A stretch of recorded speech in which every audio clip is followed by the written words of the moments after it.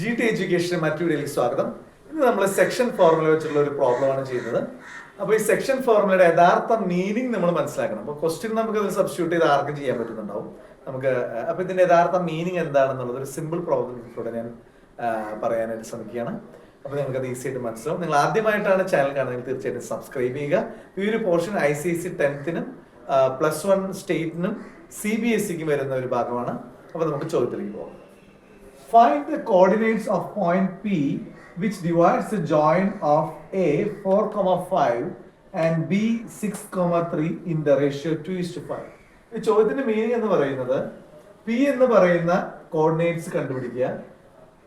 അത് A 4,5 എന്ന് പറയുന്ന പോയിന്റും B 6,3 എന്ന് പറയുന്ന പോയിന്റും കൂടി ജോയിൻ ചെയ്തിട്ട് ഒരു ലൈൻ ഉണ്ടാവുന്നു. ആ ലൈനിനെ 2:5 എന്ന് പറയുന്ന റേഷ്യോയില് P എന്ന് പറയുന്ന പോയിന്റ് കട്ട് ചെയ്യുന്നു. ഓക്കെ, അങ്ങനെയാണെങ്കിൽ അല്ലെങ്കിൽ അതിലുള്ളൊരു പോയിന്റ് ആണ് P എന്ന് പറയുന്നത്. അങ്ങനെയാണെങ്കിൽ ഈ Pയുടെ കോർഡിനേറ്റ്സ് എക്സും വൈയും കണ്ടുപിടിക്കുന്നതാണ് നമ്മുടെ ചോദ്യം. അപ്പോ നമുക്ക് ഫിഗർ ചോദ്യത്തിൽ ഉണ്ടാവില്ല, നമ്മളത് നിങ്ങൾക്ക് മനസ്സിലാകാൻ വേണ്ടിയിട്ടാണ് ഞാൻ വരച്ചത്. അപ്പൊ ഇവിടെ 4,5, ഓക്കെ, B എന്ന് പറയുന്നത് 6,3, റൈറ്റ്. നമ്മുടെ ക്വസ്റ്റ്യനിൽ ഇവിടെ 4,-5 ഉണ്ട്, ഇവിടെയും 4,-5. ഓക്കെ, B എന്ന് പറയുന്നത് 6,3, P x, y ആണ് നമുക്ക് കണ്ടുപിടിക്കുന്നത്. അപ്പൊ നമ്മൾ ആദ്യം എന്ത് കൊടുത്തു? Let the coordinates of P be x, y എന്ന് കൊടുത്തു. ഓക്കെ, അപ്പോ എക്സിന്റെ ഫോർമുല എന്ന് പറയുന്നത് m1x2 + m2x1 / m1 + m2. കഴിഞ്ഞ വീഡിയോയിൽ നമ്മൾ പറഞ്ഞിട്ടുണ്ടായിരുന്നു എങ്ങനെയാണ് ഈ ഫോർമുല വരുന്നത് എന്നുള്ളത് ചെറിയൊരു ഐഡിയ പറഞ്ഞിട്ടുണ്ടായിരുന്നു. ഇവിടെ നോക്കാം, m1 എന്ന് പറയുന്നത് ഒരു 2 ആണ്. നമുക്ക് m1:m2 എന്ന് പറയുന്ന റേഷ്യോ നമുക്ക് വേണമെങ്കിൽ ഒരു കാര്യം ചെയ്യാം, ഇവിടെ ഒന്ന് എഴുതി വയ്ക്കാം. m1:m2 2:5 നമ്മൾ ഓൾറെഡി ഇവിടെ മാർക്ക് ചെയ്തിട്ടുള്ളതാണ്, ഞാൻ എഴുതാതിരുന്നത്. ഓക്കെ, അപ്പൊ ഇവിടെ m1 എന്ന് പറയുന്നത് 2 ആണ്, x2 എന്ന് പറയുന്നത് 6 ആണ്. അപ്പോൾ നിങ്ങൾക്ക് ഡൗട്ട് ഉള്ളവരുണ്ടെങ്കിൽ നിങ്ങൾക്ക് വേണമെങ്കിൽ ഇങ്ങനെ ചെയ്യാം. x1 y1 = 4,-5, x2, y2 എന്ന് പറയുന്നത് 6,3 ഇങ്ങനെ എഴുതാം. കാരണം ഇത് എഴുതുമ്പോൾ നമ്മൾ സിമ്പിൾ ആണെങ്കിൽ കൃത്യമായിട്ട് ചെയ്തില്ലെങ്കിൽ കണക്ക് തെറ്റിപ്പോകും. അപ്പൊ ഇവിടെ m1 എന്ന് പറയുന്നത് 2 ആണ്, x2 എന്ന് പറയുന്നത് 6 ആണ്. 2 × 6 പ്ലസ് m2 എന്ന് പറയുന്നത് 5 ആണ്, x1 എന്ന് പറയുന്നത് 4 ആണ്. So 2 × 6 + 5 × 4 divided by m1 + m2 2 + 5. 2 × 6 എന്ന് പറയുന്നത് 12 ആണ്, പ്ലസ് 5 × 4 20 ആണ്, ഡിവൈഡ് ബൈ 7.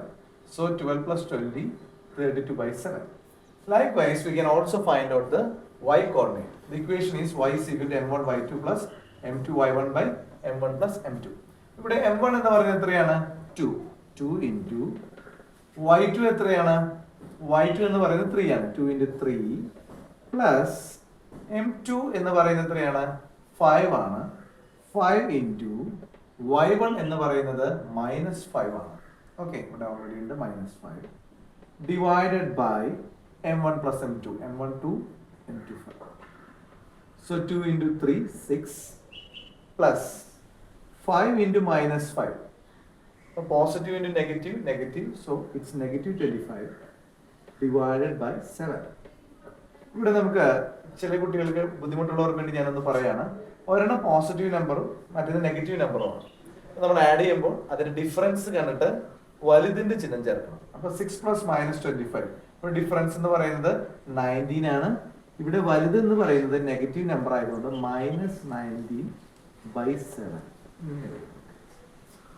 സോ നമുക്ക് ഈ P എന്ന് പറയുന്ന പോയിന്റ്, ഈ P എന്ന് പറയുന്നത് x, y ആണ്. ഞാൻ ഇതിനെ ജസ്റ്റ് നിങ്ങൾക്ക് വേണ്ടിയിട്ട് എഴുതുന്നു, ഒരു ആരോ മാർക്ക് ഇട്ട് ഇവിടെ എഴുതാണ്. P x, y എന്ന് പറയുന്ന പോയിന്റ് എന്തായിരിക്കും? 32/7, -19/7.